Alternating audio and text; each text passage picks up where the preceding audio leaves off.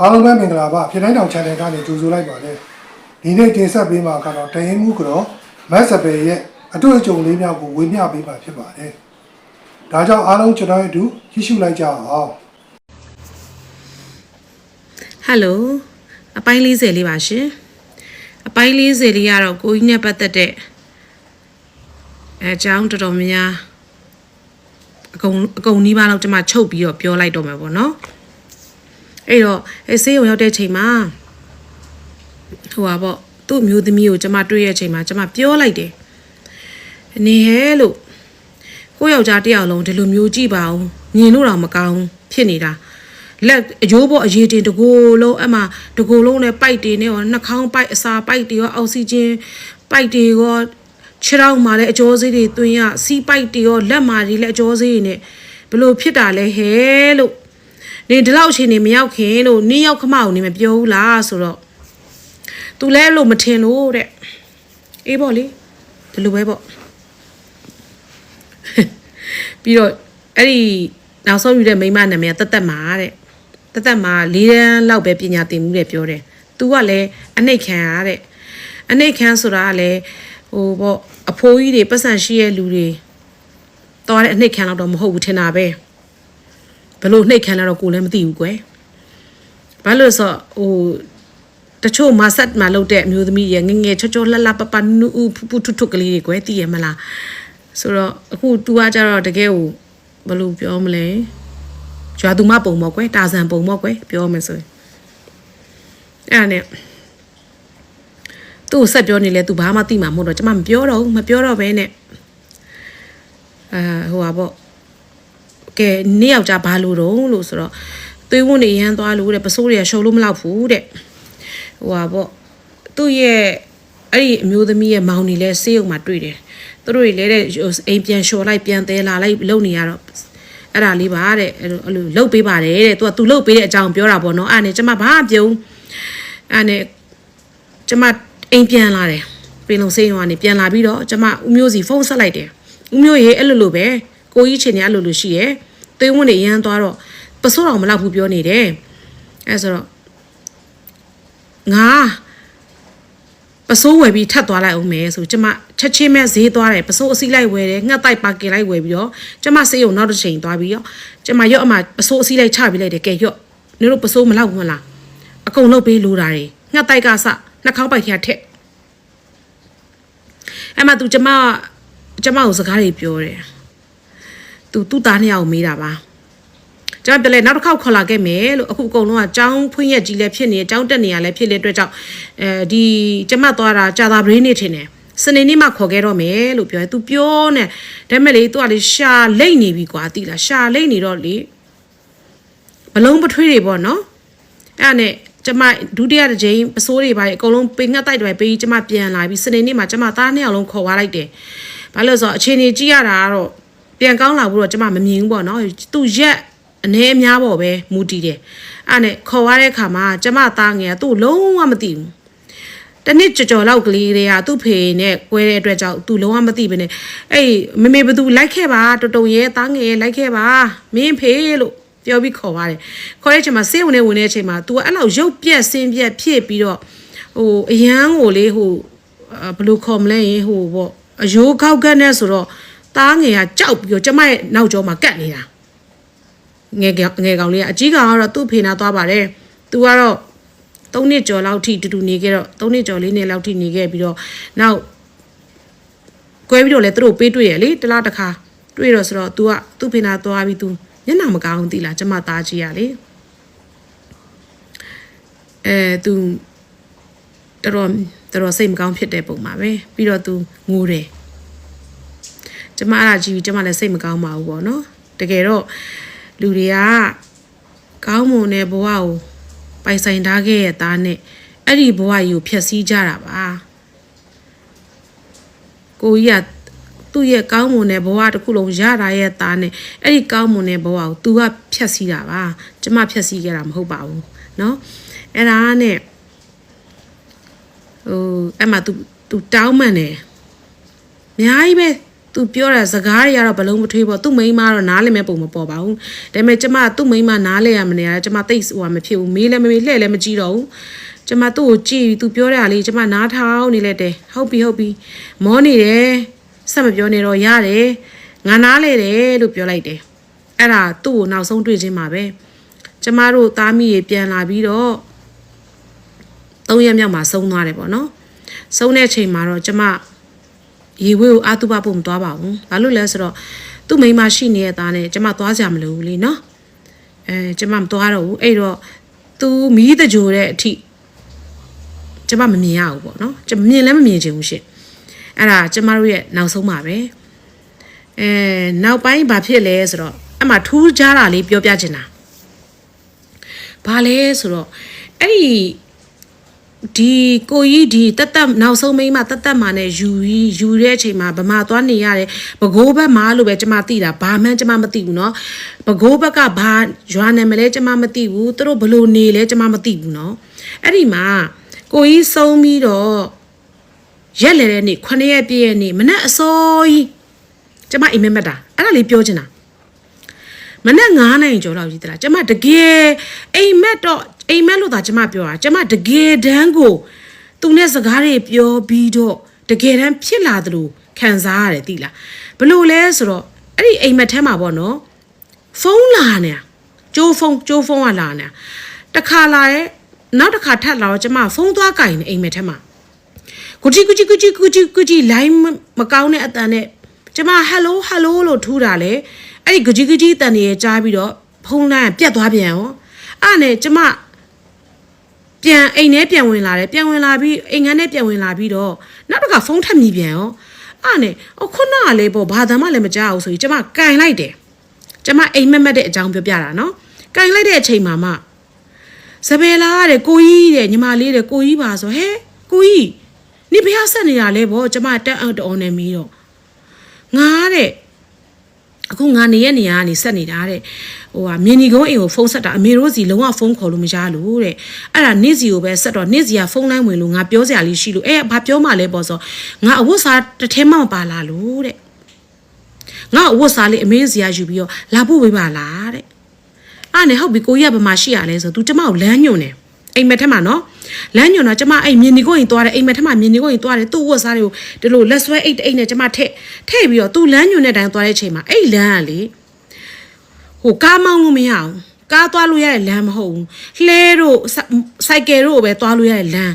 အဲ့နဲ့ကျမသွားတော့ကားနဲ့သွားတယ်ကားကိုအဲ့လမ်းဘေးမှာရက်ပြီးတော့ तू ကလမ်းကြောညွှန်တဲ့ဟာလေးကြည့်တဲ့အခါကျတော့ဟိုလှဲတို့နွားလှဲတို့စိုက်ကယ်တို့နဲ့ပဲသွားလို့ရတယ်ဆိုအဲ့မှာကျမစိုက်ကယ်တစ်စီးကိုကောက်စီးပြီးသွားတာအဲ့နေရောက်တဲ့အချိန်မှာဘာလဲဆိုချောင်းကြီးချားနေတယ်ကျမဒီဘက်ကံ तू ကဟိုဘက်ကံကျမသူ့ကိုလှမ်းမြင်နေရတယ်နော်သူရက်နေတဲ့နေရာရဲ့အနောက်မှာဖျားစီတွေတစ်ခုရှိတယ်။ညောင်မင်းကြီးနဲ့အဲ့မှာခေါင်းလောင်းတန်လေးတွေကစာကျမဒီဘက်ကလှမ်းကြားနေရဒါပေမဲ့အဲ့ဒီချောင်းကဘယ်လိုလဲဆိုတော့ဟိုလမ်းလျှောက်လို့သွားလို့ရတဲ့ချောင်းမဟုတ်ဘူးသိလား။ तू ကတရားလည်းမရှိဘူး။လှေနဲ့သွားရင်ရတယ်။ကျမရှိမှလည်းလူအချို့လှေနဲ့သွားနေကြတာ။အဲ့နဲ့ကျမလှမ်းမြင်ရတဲ့အချိန်မှာ तू ကလေစွတ်ကျဲစုပ်လေးနဲ့ပစိုးကလည်းဒီကိုယ်လုံးရေတွေဆိုရွှဲယူဒူးစစ်လောက်လေးဝတ်ထားတယ်။အဲ့နဲ့ကိုကြီးရေဒီမှာနေရဲ့အဝတ်စားနေမှာငါလာပို့တယ်အဲ့တော့ငါနေဘက်ကံဘလို့ကူးလာမလဲဗောကျမမေးတဲ့အခါ तू ကကျမကိုဘာပြောလဲဆိုတော့နေကူးလာလို့မရဘူးတဲ့ငါနေအောင်နေလာလို့မရဘူးတဲ့ဒါပေမဲ့ငါဒီမှာရှိအဲ့ဒီအဝတ်စားအိတ်ကိုအဲ့ဒီဒီဘက်ကျမရက်နေတဲ့ကမ်းဘက်မှာပဲခြာခဲ့တဲ့ငါလာယူမယ်ဗောနော်အမေတို့ကိုပြောပေးပါတဲ့ငါဒီမှာရောက်နေတယ်ဆိုတဲ့အကြောင်းဗောနော်အဲ့ဒါငါအဝတ်စားမပါတဲ့အကြောင်းပြီးတော့ငါအမေကိုပြောစရာကြီးလဲအများကြီးရှိနေသေးတဲ့အကြောင်းလေးငါပြောချင်လို့ပါဆိုပြီးတော့ကျမအဲ့ဟာလက်နိုးအောင်ဟေးလက်နိုးကနိုင်ကြီးတဲ့အချိန်မှာ6နိုင်ရင်10မိနစ်အတိမနက်6နိုင်နဲ့10မိနစ်အတိပေါ့နော်အဲ့ဒါကျမအဲ့ဟာနေကျမလက်နိုးတဲ့အချိန်မှာလေကျမကလေအဲ့ဟာကပလက်မလန်နေမယ်ကျမငုတ်လူကြီးထိုင်နေတာသိလားချွေးလည်းထွားလို့ကျမတို့ကိုယ်လုံးသိလားအဲကုန်းကန်းထဲမှာကျမချွေးလည်းထွက်ပြီးကျမစဉ်းစားတယ်ငါအခုပဲကျမရဲ့ပုံစံဘယ်လိုလဲဆိုတော့တနေရကနေအဝေးသွားပြီးပြန်ရောက်လို့မောပန်းနေတဲ့လူတယောက်လို့ကျမဖြစ်နေတာသိလားကျမအရန်အံ့ဩဝါပြီးတော့လေကျမတခါတည်းအိတ်ခမ်းနဲ့ထလိုက်တယ်ထွက်လိုက်ပြီးတော့ကျမ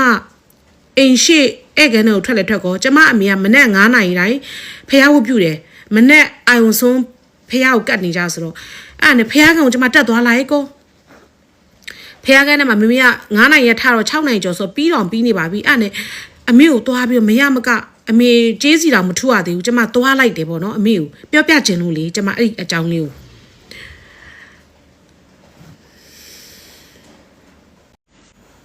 ဟယ်လိုအားလုံးမင်္ဂလာပါရှင်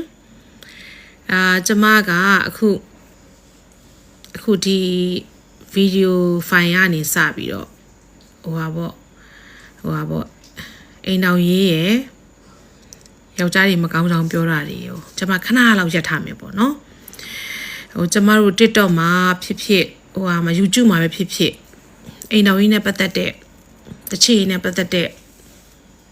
အကြံပေးတွေအများကြီးရှိပါတယ်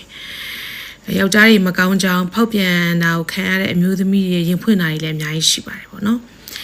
အဲ့တခြားအမျိုးသမီးတွေပြောတာကပြဿနာမဟုတ်ဘူးကျမပြောတာနည်းနည်းပြဿနာရှိတယ်ဘာဖြစ်လို့လဲဆိုတော့2014-15 Facebook စတုံးနေကဒီကနေ့အထိပေါ့နော်ကျမနဲ့ Facebook မှာ friend ဖြစ်နေစေကျမရဲ့ friend တွေအကုန်လုံးသိပါတယ်ကျမအရန်အတိုက်ခိုက်ခံရတယ်ဘာမှမလုပ်နဲ့လှုပ်တာနဲ့ပြောခံရပြီဟဲ့ရောဂယုဆိုင်လို့လားလို့ပြောတော့ဂယုမဆိုင်ပါဘူးရှင်ဒါပေမဲ့ဒီအသက်အရွယ်တစ်ခုရောက်လာတဲ့အခါမှာကျမဘယ်လိုပြောမလဲဖြည့်ရှင်းချက်တွေမပေးချင်တာကွာသူတို့နဲ့ရံဖြစ်ချင်တော့တာကိုယ့်အတွက်လည်းဘာမှအကျိုးမရှိတဲ့လူတွေနဲ့ညှင်းခေါ်မဲ့အလုပ်တွေကျမလုံးဝမလုပ်ပါဘူးအဲ့တော့တကယ်တော့လေကျမကိုချစ်တဲ့သူရှိသလိုမချစ်တဲ့သူလည်းရှိမှာပဲကျမကိုကြည်ရတဲ့သူရှိသလိုကြည်မရတဲ့သူလည်းရှိမှာပဲလူတိုင်းကတော့အမြဲတမ်းတော့ကိုယ်လူတိုင်းချစ်ရမယ်ဆိုတာတော့ဘယ်သူမှမရှိဘူးပေါ့လေနော်အဲ့ဒီသဘောပါအဲ့တော့ကျမခဏလေးရက်ထားပြီးတော့ကျမအခုပြောမဲ့ဗီဒီယိုဖိုင်လေးကကျမမွေးလာတဲ့အချိန်ကနေဆိုင်ကျမရဲ့ကလေးဘဝတစ်လျှောက်လုံးဟာလေးကိုကျမပြန်ပြောပြချင်တာဘာလို့ပြောပြချင်လဲဆိုတော့လူတိုင်းမှာငယ်ဘဝကြီးရှိတာမှန်တယ်ကျမမှလည်းရှိသလိုတခြားလူတွေမှလည်းအများကြီးရှိမယ်ဒါပေမဲ့ကျမတို့ငယ်တုန်းကငယ်ဘဝကလေးဘဝပြီးကလေးဘဝကိုရခဲ့တာနဲ့အခုကလေးတွေရဲ့ဘဝတနည်းမှမတူဘူးရှင်ကျမတို့ဘဝတွေကကြတော့တကယ်ကလေးဘဝကိုပြပိုင်ဆိုင်ခဲ့တာအဲ့တော့ပြီးတော့ဘာလို့ဒီလိုမျိုးငယ်ဘဝကိုပြောချင်လဲဆိုတဲ့အခါမှာကျမအခု TikTok မှာရော YouTube မှာတွေ့နေတာကကလေးတွေပေါ့နော်ကလေး3နှစ်ရွယ်လေးတွေလည်း social media သုံးကြတယ်တိလား TikTok သုံးကြတယ်တချို့ဆိုရင်တလောတော့မှတွေ့တာလေအဲ့လိုမျိုး17နှစ်13နှစ်ပဲရှိအောင်ပါပေါ့ main ကလေးနော်အဲ့ဒါကိုမိဘကိုယ်တိုင်ကအရန်ကိုလေအသက်အရွယ်နဲ့မမျှတဲ့ဝတ်စားစင်မှုနဲ့မလိုက်ဖက်တဲ့ပုံစံအမှန်ဆိုရင်17နှစ်12နှစ်13နှစ်ဆိုတာကလေးပဲလေကလေးပုံစံတိုင်းရှိရမှာမရှိတဲ့ရင်ကိုလှုပ်မရှိတဲ့ဖင်ကိုလှုပ်မသိမ့်တော်တဲ့အဝတ်စားဝတ်ပြီးတော့ကို TikTok မှာလှုပ်ခါချီခါတုံပြီးတော့ကိုအပြိုကြီးစတိုင်နဲ့ TikTok ပေးသုံးနေတာကိုဘေးနာမိဘတွေကနေပြီးတော့အဲ့လိုမျိုးအရန်ကိုအားပေးအားမြောက်ပြုတ်နေတဲ့ကလေးလည်းကျွန်မတွေ့ရတယ်ကျွန်မအမတန်အောပါတယ်သိလားဒါအရန်အန်ဒီများပါတယ်နာမည်ကြီးကျင်တာလား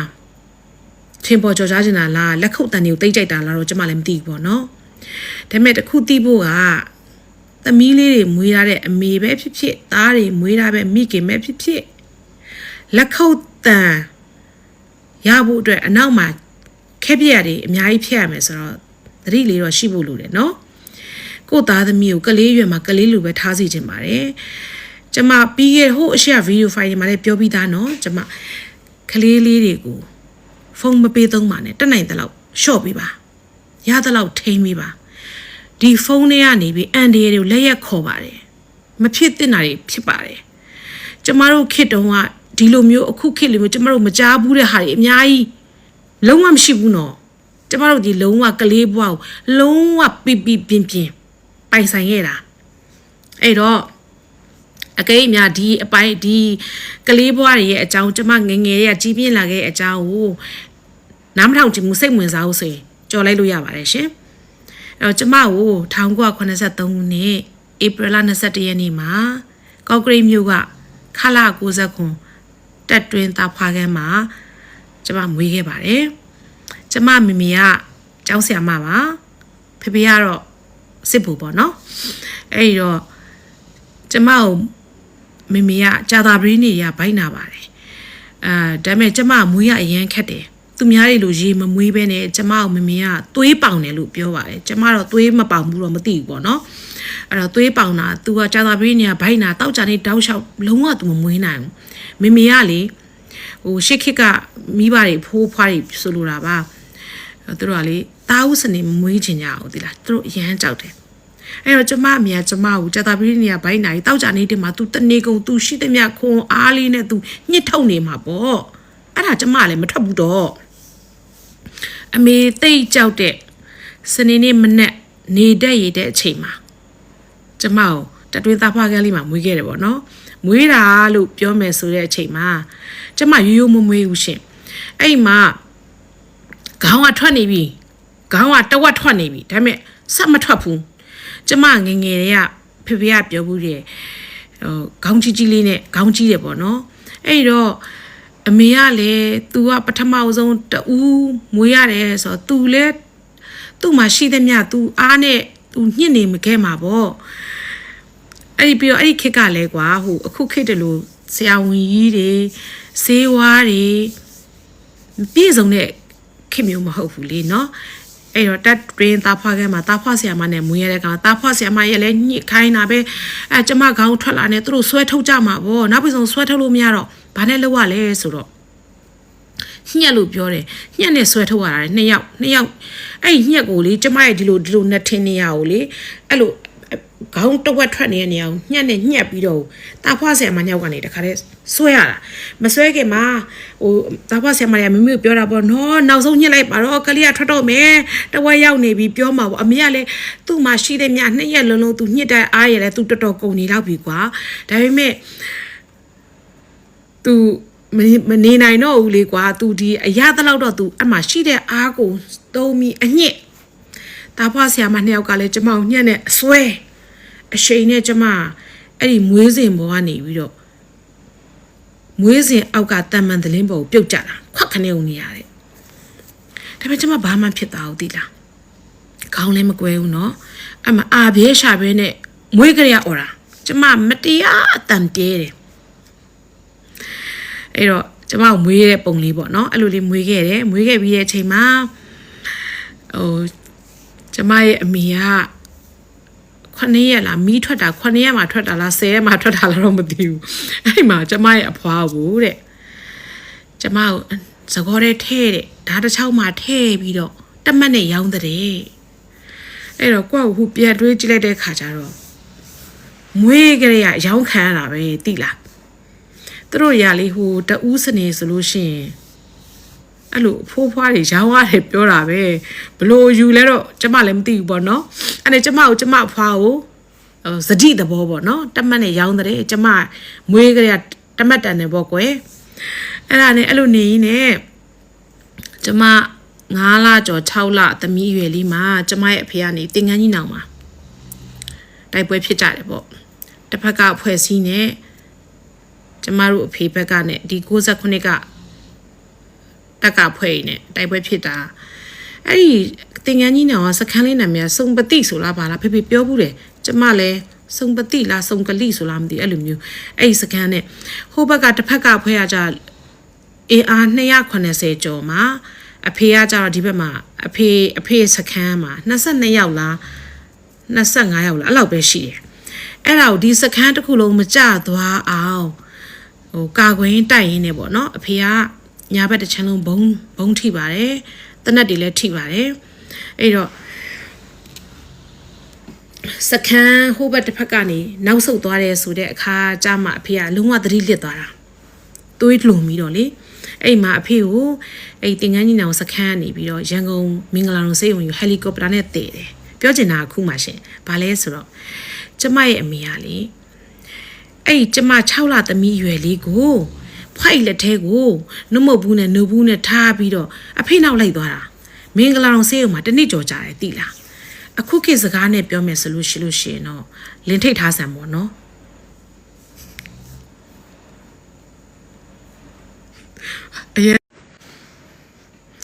အပိုင်းနှစ်လေးပါနော်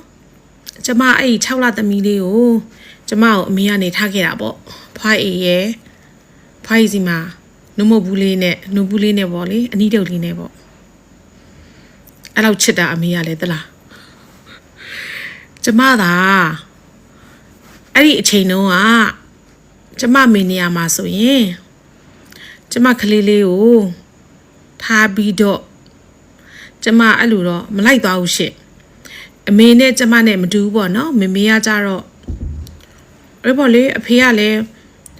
ဟိုဒဏ်ရာကြီးကျယ်ရပြီးတော့သတိလေးမေ့မျောနေတော့လေသူစိတ်ပူလို့ဖြစ်ရင်ဖြစ်မှာပေါ့နော်ဒါပေမဲ့ကျမတော့အဲ့6လသားရွယ်ကလေးလေးထားပြီးတော့မသွားနိုင်ဘူးအဲ့တော့သားသမီးနဲ့ယောက်ျားနဲ့ဘသူ့ပိုချစ်လဲမေးရင်တော့သားသမီးကိုပိုချစ်တယ်လို့ပြောရမှာပေါ့နော်မေမေနဲ့ကျမနဲ့ကတော့မတူဘူးလေအဲ့ဒါနဲ့အဲ့ခေတ်ကကျမမွေးတဲ့အချိန်မှာကော့ကရိတ်မြို့ကလည်းမအေးချမ်းဘူးကျမအဖွားနေပြီးတော့လေဘုံနေကျဲပြီးဆိုတာနဲ့အဲ့ဒီဘုံကိုချင်းနဲ့ဝင်ပြီးတော့ကျမကိုနှုတ်ဘူးဖြော်တိုက်ခဲ့ရတယ်အဲ့မှာအဖွားရင်နှွေးဘူးတွေလည်းလောင်မှုတဲ့လက်ကိုတိလာအဲ့လိုနဲ့ဖွားအေရဲ့ရင်ဝင်ထဲမှာ6လသမီးလောက်ကလေးရနေပြီးတော့ကြီးလာတာပေါ့နော်ကျမအဲ့မှာဗာပြောချင်လဲဆိုတော့ကျမဆဲတက်တဲ့အရွယ်စပြောမယ်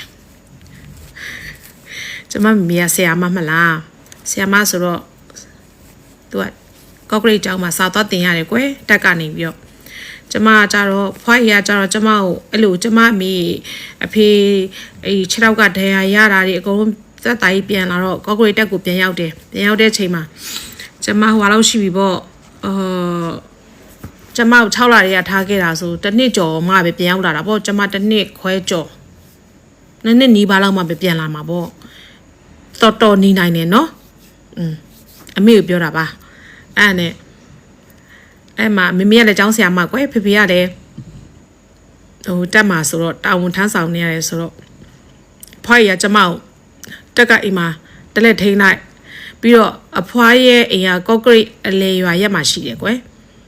ဆိုတော့သူ့အိမ်ကိုသူပြန်လိုက်ပေါ့အဲ့လိုနေမှာပေါ့အဲ့မှာကျမက3နှစ်ကျမ2နှစ်ကြော်လေးမှာကျမညီမလေးကိုမွေးရမမေကကျမနဲ့ကျမညီမလေးက2နှစ်2လပဲกว่าတယ်အဲ့တော့ဒီကလေးကျမ2နှစ်ကြော်လေးမှာညီမလေးကိုမွေးတဲ့အခါမှာဟိုပေါ့ကလေးနဲ့ကောင်နဲ့အမေကအလုပ်လုပ်ရတော့သူကတိခဲ့မှထင်တယ်ပေါ့နော်အဲ့တော့ဖွားရဘာလို့လဲဆို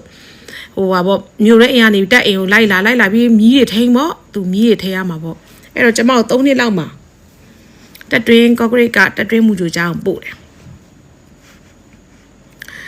မူဂျိုချောင်းပို့ဆိုမူဂျိုချောင်းပို့ရတဲ့အရွယ်တော့မဟုတ်ဘူးဒါပေမဲ့ကျမကလေငငယ်လေးကလေအရန်စူးစမ်းနေအရန်ဆက်စုတယ်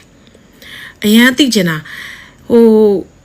အဲ့ဒီ3နှစ်ပတ်ချလဲအရွယ်လေးမှာကိုကျမမူဂျိုချောင်းကိုကျမအပျော်သွားတက်တာ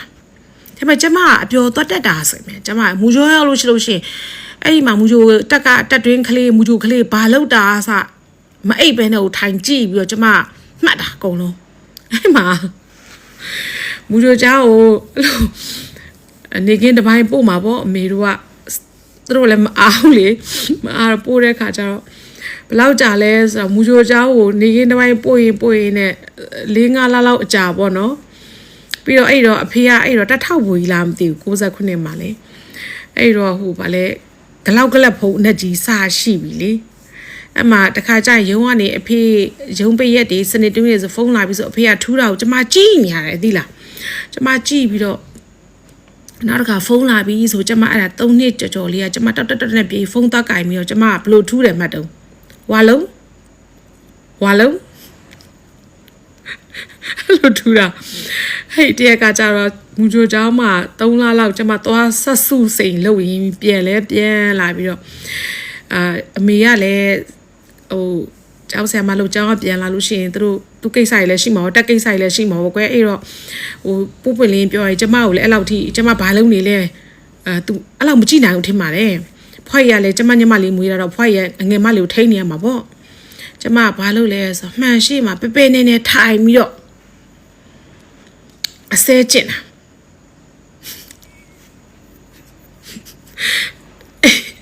တတွေးမှုကြက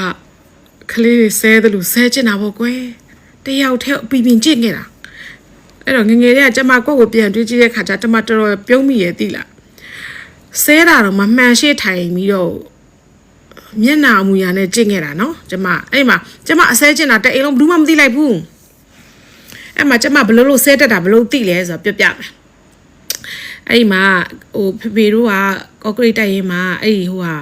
စနေတွင်းငယ်ဆိုလို့ရှိရင်အဖေတို့နေတဲ့အိမ်မှာဘေးမှာဘူးစင်ကြီးရှိတယ်အဲ့ဘူးစင်ကြီးမှာကွာဟိုတက်ကအရာရှိကြော်တွေမိသားစုဝင်တွေပေါ့အကုန်လုံးဘူးတိကြော်စားကြတယ်ပေါ့အဲ့တနင်္ဂနွေနေ့လို့မှတ်မိတယ်အဖေကိုပြန်မေးကြည့်တော့တနင်္ဂနွေနေ့တဲ့ဘူးတိကြော်စားပြီးရတဲ့ဘူးတိကြော်တွေကိုဘယ်အိမ်ပို့ပေါ့နော်ဟိုတိုင်းမှုကြော်အိမ်ဆိုတိုင်းမှုကြော်အိမ်ပို့အဲ့လိုအဲ့ခေတ်ကပို့ကြတာပေါ့ပြီးရင်ဟိုတက်တွင်းကအဲ့ဆရာကြီးကြော်တွေရဲမေတွေနဲ့အဲ့လိုစားကြပျော်ကြရွှင်ကြပေါ့ကွယ်သူတို့ဒီလိုမျိုးလေးဒီမိသားစုတက်တွင်းမိသားစုဆိုတာတကယ်တော့ဟိုစီးလုံးနာကတော့အကောင်းဆုံးပေါ့နော်ကျမကလည်းအဲ့လိုမျိုးဒီလိုတကယ်ကိုစီးလုံးနဲ့နေခဲ့တဲ့တိုက်ရင်နေမှာကြီးပြင်းခဲ့တဲ့ကလေးပါပျော်စရာလည်းတကယ်ကောင်းပါတယ်ကျမအဲ့ဒါကြောင့်အရှိရဗီဒီယိုဖိုင်အချို့တော်တော်များများကျမတက်မှာပြောတယ်လို့ကျမပြောခဲ့အဲ့ဒါကျမဒီဘောမချင်းလည်းမဟုတ်ဘူးနော်ကျမဒီဘောတစ်ခါမှမဘူးတိလားအဲ့နဲ့ပြီးလဲပြီးရောအားလုံးပြီးလဲပြီးရောအဲ့ဒီမိုးပြဲတဲ့အိုးကြီးနဲ့ကြော်ကြတာပေါ့ကွယ်ဘူးဒီကြော်ကြော်တဲ့ခါကျတော့အားလုံးပြီးလဲပြီးရောအဲ့မှာသူတို့လည်းအဲ့ဟိုလိုင်းငန်းတွေကဆရာကြီးကတော်တွေစီကျူကတော်တွေစစ်တီရဲမေအကြက်ကတော်တွေကလည်းသူတို့တေဝါမှာအဖေရဲ့အကျင့်ကဘာလဲဆိုတော့ तू ကအမြဲတမ်းအဲ့လိုမျိုးအိမ်မှာဘာပဲလှုပ်စားမိသားစုစီးလုံးရေးအနေနဲ့တက်တွင်းစီးရုံးနေနဲ့ပဲဘာပဲလှုပ်စားသူကဘယ်တော့မှအိမ်မှာမချမ်းဘူး तू ကအမြဲတမ်းအကုန်ပေးတာအဲ့လိုပေါ့နော်ဟိုအိမ်မှာခြံနာရမယ်ပိုတဲ့ဟာကြီးခြံနာရမယ်ဆိုတော့အဖေလက်ထက်မှာလုံးဝမရှိဘူးတကုံထည့်ပြီးတော့ဘာကြံခဲ့လဲဆိုတော့မိုးပြက်တဲ့အိုးမှာစီပဲကြံခဲ့တာအဲ့နဲ့ကျမကလည်းဟိုပါပေါ့ကျမအရင်ဆက်စုတက်တယ်လေအဲ့နဲ့ကျမအကုန်လုံးပြန်တော့အဖေကလည်းသူ့ဒီဘူးဒီဟိုဟာတွေပြီးကြော်ပြီးတဲ့ဟာတွေကိုသူသိမ်းဆဲနေမှာပေါ့အမေကလည်းအိမ်မောကနေပြီးတော့ဟိုညီမလေးကို nose တက်တိုက်တာလားဘာလားတော့မသိဘူးကွယ်အဲ့နဲ့အဲ့ကျမအဲ့မိုးပြဲတဲ့အိုးနားမှာ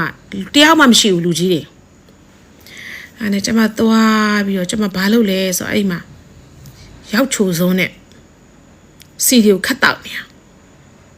ဘာစိတ်ကူးနဲ့တောက်လည်းမသိဘူးသီလားအခုချိန်ကျမပြန်စဉ်းစားကြည့်ရသီလားဘာစိတ်ကူးနဲ့ကျမစီခတ်တောက်လည်းမသိဘူးကျမ3နှစ်စွန်းအရွယ်လေးမှာကျမသိတာဒါတောက်ဆရာလို့ထင်တာမျိုးဖြစ်မှာပေါ့နော်အဲကျမစီခတ်တောက်နေရတဲ့ဟိတောက်နေရဘူးသူကမြင်သွားလဲဆိုတော့အမေကနေအိမ်ဘွားနေဆင်းလာတော့ဟာသူ့သမီးခေါင်းကြီးမဘာလုပ်နေလဲဆိုသူကြည့်မှာပေါ့ကြည့်တော့ကျမကောင်းဘူးသီးကြော်ပြီးတော့အဲ့စီကတော့အေးနေပြီပေါ့နော်အားလုံးကြော်လဲပြီးပြီအကုန်လုံးလဲကျွေးပြီးဆိုတော့အဲ့မိုးပြဲတဲ့အိုကြီးကစီအိုးနာကဘာရဲလုံနေလဲဆိုအမေကကြည်နေနေကျမအမတစ်ခုခတ်တောက်နေရမြင်တော့အမေကခမန်းကရန်အိမ်ဘောကနေဆင်းပြေးတာအဲ့ဒီမှတ်မိတာဟိုဟာလေးပြင်တောင်အိမ်လေးလှေကားလေးနဲ့ခြေတံအမြင့်လေးဘာလို့ဆိုတော့ကျမဟို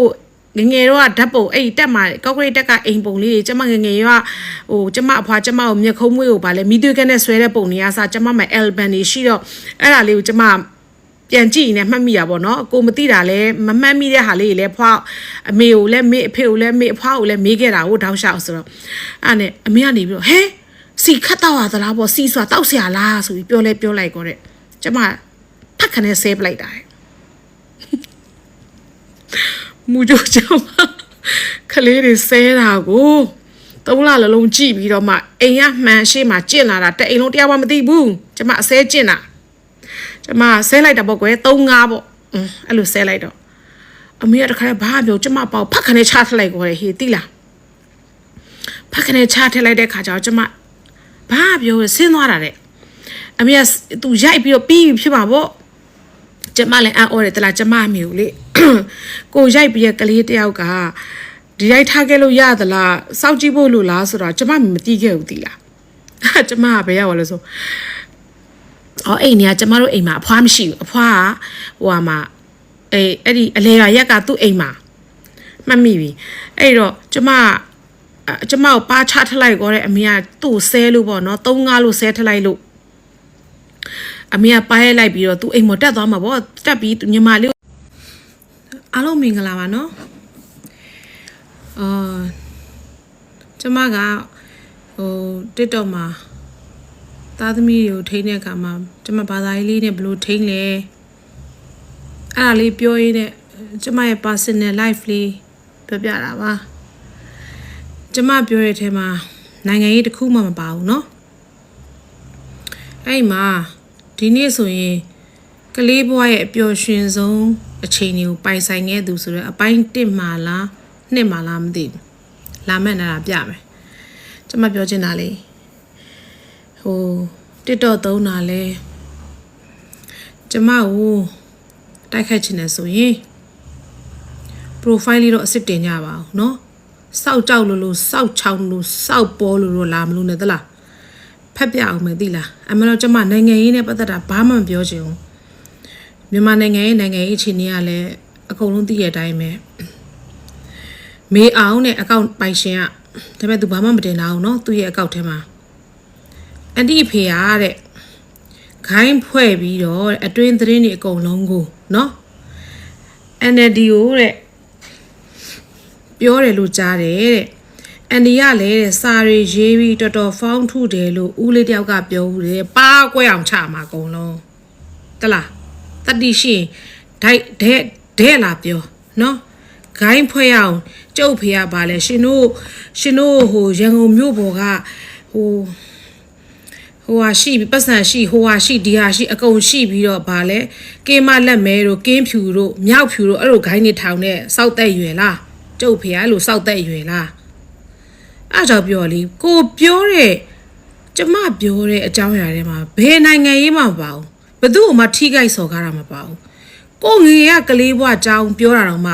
စောက်ရည်မရစောက်ဖက်မရလာပြီးတော့အဲ့လိုလာမှတ်ရင်ပါချချင်တာဗျာတိလားကျုပ်မလုတ်တက်ဘူးများမှတ်နေလို့လားမလုတ်ရဲဘူးများမှတ်နေလို့လားလောကကြီးမှာဘယ်သူမှမကြောက်ဘူးကျမမှန်နေဘယ်သူမှမကြောက်ဘူးเนาะအဲ့ဒီမေးမောင်ဆိုတဲ့အကောက်ပါကွက်အောင်ချမှာခေါ်ခဲ့စောက်ဖောင်းထုတယ်ပြောအောင်ငါနေတို့တွေမြမပြည်ကလူတွေဘလောက်တောင်စောက်ကျင်ရုပ်လဲဘလောက်တောင်အောက်တန်းကြလဲဆိုတော့မသိကြတာလည်းမဟုတ်ဘူး social media မှာဒီလောက်စောက်အောက်တန်းစားစောက်ကျင်ရုပ်ပြီးတော့အကောက်တုတွေနဲ့လှုပ်ပြီးတော့နီးမျိုးစုံနဲ့လူဒုက္ခပေးတိုက်ခိုက်လာတာကြတော့နေတို့မသိဘူးဟလားနေတို့လောက်တာပဲဖြစ်မှာပေါ့စိတ်မတူခြင်းနဲ့ဟာငါ့ကိုလာဆွရတယ်ပါကွက်အောင်ချမှာအကုန်လုံးနောက်တစ်ခါလာမှန့်ကြည့်လာမှန့်တော့စုံစမ်းပြီးတော့အိမ်ထိပါတက်ရိုက်မှာအဲ့ပြောတဲ့ဦးလေးကိုလည်းခေါ်ခဲ့စောက်ဆင့်လည်းကိုမသိဘူးလိုရင်းကိုမရဘူးဆိုတော့ပြီးသူတို့ကပဲပြောသေးတယ်လိုရင်းမရအောင်ရုံနဲ့မှတ်လိုက်အခုကျမပြောဘာလို့ကျမပါစင်နေတာကိုဆက်ပြောလို့မရလဲဆိုတော့မြင်နေမှတ်လားစောက်အုံနောက်မရှိတဲ့ဟာတွေဘလို့အမေတွေမွေးကလေးကအုံနောက်မပါလာဘူးဘာတွေပဲပါလာကြလဲမသိဘူးထားလိုက်ပြီးပြီနော်ကျမစိတ်တုံရင်ခဏလေးပဲတညလုံးနဲ့တဲစားအကြောင်းမရှိဘူးကိုနဲ့လည်းမတန်ဘူးသူတို့နဲ့ဖက်ပြန်ရင်ပဲခုဒါပြောပြတာကျမတင်တဲ့ post မှာနိုင်ငံရေးလည်းအကြောင်းလည်းမပါဘူးဘဒုကြားကောင်းမှမပါဘူးနိုင်ငံရေးတွေသူ့လို့သူလုပ်နေကြလိမ့်မယ်ကျမတို့စောက်လို့လည်းတစ်စက်မှမရှိဘူးနော်ကျမအဖေကိုလည်းမဟုတ်မတရားလာမပြောနဲ့စောက်ကျမအဖေเจ้าမသိဘဲနဲ့လေအဲ့လိုပေါက်ပန်း40လာမှန်းတာလုံးဝသီးမခံနိုင်ဘူးနော်ကျမကသားသမီးနဲ့မိဘထင်ဓာတ်ကြည့်ပဲနော်အဲ့နဲ့အခုအပိုင်း3မပြောခင် comment တွေကမှန်းကြတယ်အိမ်မက်အကြောင်းအိမ်မှာကျမအိမ်မက်မက်ပြီးတော့အဲ့အိမ်မက်လေးကိုအဲ့အိမ်မက်မက်တဲ့ဟာလေးကိုချုပ်ပြီးတော့ပြောလိုက်မယ်မြန်လေးကျမမမေကိုပြပြတယ်မမေဒီလိုမှတ်တယ်ဗောဆိုတော့အဲ့ဆိုရင်သူ့အမေစီမြင်ကြီးကိုအိမ်ဖုန်းဆက်လိုက်တဲ့ကျမဖုန်းဆက်လိုက်တယ်မနေ့9နိုင်ခွဲကြော်ကြီးပေါ့နော်ခွဲချက်လိုက်တဲ့ခါကျရောက်ခမကြီးကိုဒီလိုပဲဒီမနေ့အစိုးရအဲ့လိုအိမ်မက်တယ်တကယ်ရောက်သွားတယ်လို့ပဲခံစားရတယ်ပြီးတော့အဲ့နေဟာသမီးလည်းလုံးဝမသိဘူးပေါ့နော်အဲ့နေဟာမှာ တကယ်ကိုကြီးဘယ်လိုလုပ်ရောက်နေလဲပေါ့ကိုကြီးတကယ်ရောက်ဘူးသလားသူနေဘူးသလားဆိုတော့ဘယ်ဟုတ်မလဲကိုကြီးရဲ့ကောင်းတဲ့ချက်ကလေးပြောပြမယ်ပေါ့နော် तू ကအဲ့လိုမသေးခင်တနှစ်ခွဲလောက်မှာ तू ကဘာလဲဆိုအဲ့ဒီသူ့မိန်းမနောက်ဆုံးမိန်းမရွာလေးကိုရောက်သွားပြီးတော့အဲ့ဒီရွာလေးကဖျားလေးကဇေဒီမှာဟိုအောက်ခံဟိုပေါ့ဟိုပါကြွေပြားကတ်တဲ့ဟာလေးတွေကမပြည့်စုံဘူးပေါ့နော်ရွာကရွာလူတွေကလည်းဟိုဒီကြွေပြားလေးတောင်အကုန်လုံးပြည့်စုံမခင်းနိုင်ခဲ့ကြတဲ့ခါကျတော့အဲ့ကြွေပြားလေးတွေကလည်းဟိုတကွက်ဒီတကွက်လေးနဲ့ရင်မြင်တစ်ပတ်လုံးလုံးဝမပြည့်စုံအဲ့တော့သူကမြင်ပြီးတော့သူ့အမေကိုပြောတယ်တဲ့သူပေါ့နော်အဲ့မှာကြွေပြားလေးခင်းကျင်လို့ပေါ့နော်အဲ့ဒါအမေပေါ့ပတ်စံတောင်းတာပေါ့နော်ကြွေပြားခင်းမှုတဲ့သူပတ်စံတောင်းတဲ့အချိန်မှာပထမသူ့အမေကလည်းတောက်လျှောက်သူကစိုးလာတာလေကျမနဲ့ကွာရှင်းမိကြတဲ့အားဆိုတော်တော်ကြာပြီလေသူစိုးတာတော့စိုးတာပေါ့နော်မိန်းမတယောက်ပြီးတယောက်နဲ့အဲ့လိုမိန်းမတယောက်ပြီးတယောက်ယူတာကိုလည်းအမေတွေကသားသမီးတွေပေါ်မှာဘလောက်ပဲတီးခတ်နိုင်နေပြောတခါတလေစိတ်ကွက်တာတွေတော့ရှိမှာပဲ။ဘာဖြစ်လို့လဲဆိုတော့ကျမလည်းအမေတယောက်ပဲတခါတလေကြားရင်ကျမသားသမီးတွေပြောလို့ဆိုလို့မကောင်းကျမစိတ်ထဲမှာကွက်တယ်။ဟိုဘယ်လိုပြောမလဲနော်။ကိုကတော့ဟိုဒီလိုမျိုးအဆဆရပညာဘွဲရဖို့ပညာတတ်ဖြစ်ဖို့စားရေးတောက်ရေးကျမကြီးအကုန်လုံးလုပ်ပြီးတခါတလေကြားရင်ကိုပြောတဲ့ပုံစံတိုင်းမဖြစ်လာလွဲချော်သွားတာမျိုးဆိုလို့ရှိရင်စိတ်လေးနည်းနည်းကွက်တယ်ကျမကွက်ခဲ့ဘူးတယ်ပေါ့နော်အဲ့တော့သူ့အမေလည်းစိတ်ကွက်မှာကွက်တော့သူမယုံတာလဲပါမယ်အဲ့နဲ့ဟုတ်ပြီပေါ့နော်ဆိုတော့သူတောင်းတာအဲ့တော့အဲ့ခေတ်ကအဲ့ရင်းမြင်းတစ်ပတ်လုံးကြွေပြားခင်းမှုဆိုရင်15သိန်းဆိုလားမသိဘူးဟိုဟာလောက်ဖြစ်မှာပေါ့နော်သူ2000ဟိုဟာလောက်ဖြစ်မှာပေါ့ည93ဆိုတော့2016 2016 ဘယ်ဟုတ်မလဲနည်းနည်းတော့ကြာကြီးကျမခုနေခုလောဆယ်တွက်လို့မရဘူးခုနစောင်းရန်ပါချခြင်းနေလို့အဲ့နဲ့အဲ့မှာအဲ့ခေတ်က15သိန်းဆိုတော့သူ့အမေကဘယ်လိုလဲဆိုတော့ခွဲပေးလိုက်တာပေါ့နော်အဲ့ဒီဟိုဟာပေါ့3သိန်းခွဲတစ်ဖြက်3သိန်းခွဲတစ်ဖြက်နဲ့ခွဲပေးလိုက်တယ်ထင်ပါတယ်ခွဲပြီးတော့သူအဲ့ဒီကြွေပြားလေးခင်းရောကြွေပြားလေးခင်းတဲ့အခါမှာ3ပုံ2ပုံလောက်တော့ပြီးသွားတယ်ပြီးရဲ့အချိန်မှာကျမ်းမာရေးမကောင်းလို့သူစေးုံတက်ရင်းနဲ့သူဒုတိယအချိန်မှာစေးုံတက်ရင်းနဲ့ဆုံးသွားတာဆိုတော့တပုံစာကြံခဲ့တယ်ကြွေပြားဆက်ခင်းမှုအဲ့တော့ဒါသူမဆုံးခင်တစ်နှစ်ခွဲ2နှစ်လေးမှာသူဒီရွာလေးကဖျားလေးမှာဟိုဟာပေါ့သူဒီဖျားပတ်လေရဲ့ကြွေပြားလေးတော့ခင်းခဲ့တဲ့ကုသိုလ်လေးတော့ရှိခဲ့တာပေါ့နော်အဲ့ဒီကုသိုလ်လေးကလည်းဟိုဘွားကိုပါသွားတဲ့ပုံပေါ်ပါတယ်အဲ့တော့သူ့မိကအဲ့ဒါမှာဖုန်းလေးကနေပြီးအိုးအဲ့ဒါဟုတ်တယ်အဲ့နေဟာဘသူပေါ့နော်တသက်မာတို့ရွာအဲ့ရွာမှာအဲ့လိုလုပ်ခဲ့တယ်သူအသားကြီးကအဲ့လိုလုပ်ခဲ့တယ်တမီးရဲ့အတေးစုတင်ပါတယ်ဗောသူတို့လှုပ်လိုက်မယ်ဗောနော်ဒီနေ့လဲဖုန်းကြီးတွေဟိုပြင်ပြီးတော့ရက်လေပေါ့ရက်လေပေါ့အေးမတပတ်ပြည့်ဆိုရက်လေနေနာမယ်တင်ငန်းတွေလည်းကတ်ပေးမယ်အဲ့ဒီရွာလေးကိုလည်းပေါ့နော်အမေတို့သွားလိုက်မယ်သွားပြီးတော့အဲ့ဒီဖျားလေးမှာကြံခဲ့တဲ့ကြွေပြားတွေဘယ်လောက်ဟိုဖြစ်မလဲဆိုတော့သူတို့အကုန်လှူပေးမယ်တဲ့ဆိုပြီးတော့အဲ့ဒါကျွန်မပထမဦးဆုံးမဲ့တဲ့အိမ်မက်လေးပေါ့နော်အိမ်မက်လေးမက်ပြီးတော့ဟိုကျွန်မပြောပြချင်တာကလေအခုကျွန်မအိမ်မက်တွေမက်တက်တယ်ဆိုတာကိုအခုလိုပြောပြနေတာကိုတချို့ကယုံကြည်လဲယုံမယ်မယုံကြည်လဲမယုံနိုင်ဘူးပေါ့နော်ဒါပေမဲ့ကျမတကယ်ထူးထူးခြားခြားအိမ်မက်တွေဆိုအမြဲတမ်းမက်တက်တဲ့အချင်းရှိလို့ဒါကကျမပြောပြတာပေါ့နော်အဲ့နဲ့ဒုတိယအကြိမ်အိမ်မက်မက်တဲ့ခါကျတော့ဘယ်လောက်ကြာသွားလဲဆိုတော့6လလောက်ကြာတယ်6လလောက်ကြာတဲ့အခါမှာအဲ့လိုပဲအိမ်မက်တိုင်းမနက်အစောကြီး9နာရီပတ်ချလေတွေပဲများတယ်အဲ့လိုညနဲ့တကောင်တော့ကျွန်မမမက်တက်ဘူးပေါ့နော်အိမ်မက်ကမမက်တက်တဲ့ခါကျတော့အဲ့6လပြည့်တဲ့အချိန်မှာဘာမက်လဲဆိုတော့အဲ့ရွှေတကုံဖျားကတာဆက်လေကားရှိတာဘာမဟုတ်လဲရှိနောက်တော့ခုခုဟဲဆက်လေကားကြီးရှိတာလေဟုတ်ဓာတ်လေကားရှိတဲ့ဘာအရှိအော်အေးတာကြီးအဲ့နဲ့အဲ့ အဲ့ဒီဓာတ်လေကားကနေတက်ပြီးတော့ကျမတို့အပေါ်ရောက်သွားတဲ့အခါမှာဘဲကွေးလိုက်လို့ရှိရင်ဟိုဟာရှိရတဲ့နဲ့တမာဘင်းကြီးလားမသိဘူးရှိရတမာဘင်းကြီးလားညောင်ဘင်းကြီးလည်းရှိရတမာဘင်းလည်းရှိတယ်အဲ့ဒီမှာကျမကိုရိုအိမ်မက်တာသူကအိမ်မက်လာပေးရပါတော့တော့ဘာလဲပြောဆိုတဲ့ဟိုတဲ့လာနှုတ်ဆက်တာတဲ့အဲ့ဒီအချိန်မှာ तू ကလေ6လပြည့်ရဲ့အချိန်မှာ तू ဝတ်ထားတာကလေယောက်ျားလေးတွေဝို့ယောက်ျားတော်တော်များဝို့ခဲတဲ့အယောင်အပိုင်း3လေးပါနော်ကျမပြန်ပြောပြတာပါခုနတော့ပြောတဲ့အပိုင်း3ကို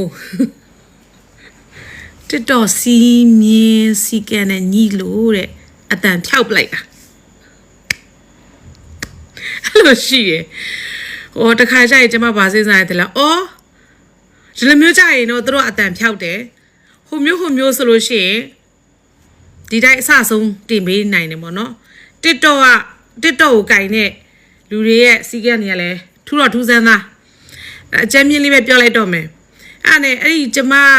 ဒီအိမ်မက်ထဲမှာမက်တဲ့အရာလေးကိုမမေကနေပြီးသူ့အမေပြလိုက်ပါဆိုမနက်9နာရီခွဲဖုန်းဆက်ပြီးအကုန်လုံးပြလိုက်တဲ့အခါမှာသူ့အမေအရင်အံ့ဩရတာဘာဖြစ်လဲဆိုတော့အဲ့ရွာလေးကဟိုဟာကိုကြီးသူဟိုဟာပေါ့နောက်ဆုံးမိမတက်မှနဲ့တူနေခဲ့တဲ့ရွာလေးတဲ့ဘကူးဘကလို့ပြောတယ်အဲ့ဒီရွာလေးကိုရွာလေးမှာသူကဘာလဲအဲ့ဒီရွာလေးမှာသူ့မိမနဲ့လိုက်နေတဲ့အချိန်မှာအဲ့ဒီရွာမှာဖျားစီတီလေးရှိရဖျားစီတီလေးရလေသူကရင်မြင်ပတ်လေကိုကြွေပြားတွေမခင်းသားဘူးဟိုနိုင်တဲ့လောက်ခင်းသားတာလေးကြောက်လေဟိုကျိုးပြက်နေရနဲ့ဆိုတော့ရင်မြင်ကအမှန်တမ်းပြောကြွေပြားပြည့်စုံလည်းမရှိဘူးတစ်ခုလုံးလည်းမခင်းသားဘူးဆိုတော့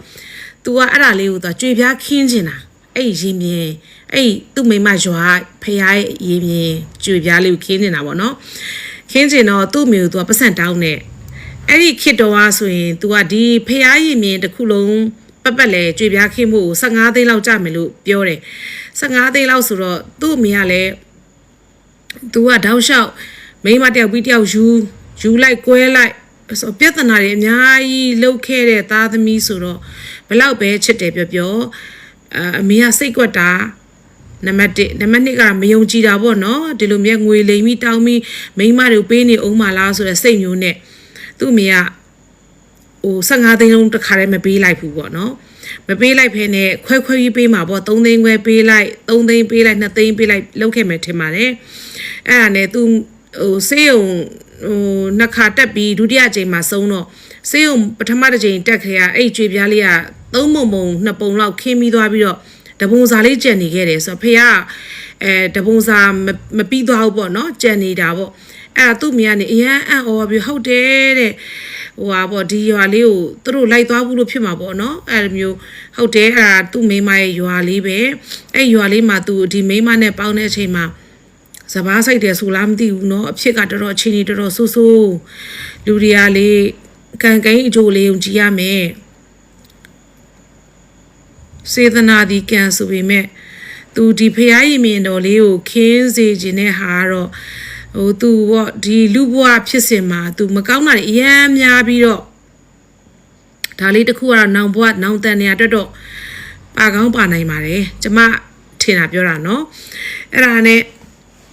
သူ့မိကနေဟုတ်တယ်တဲ့ဆိုပြီးတော့သူ့မိကအမ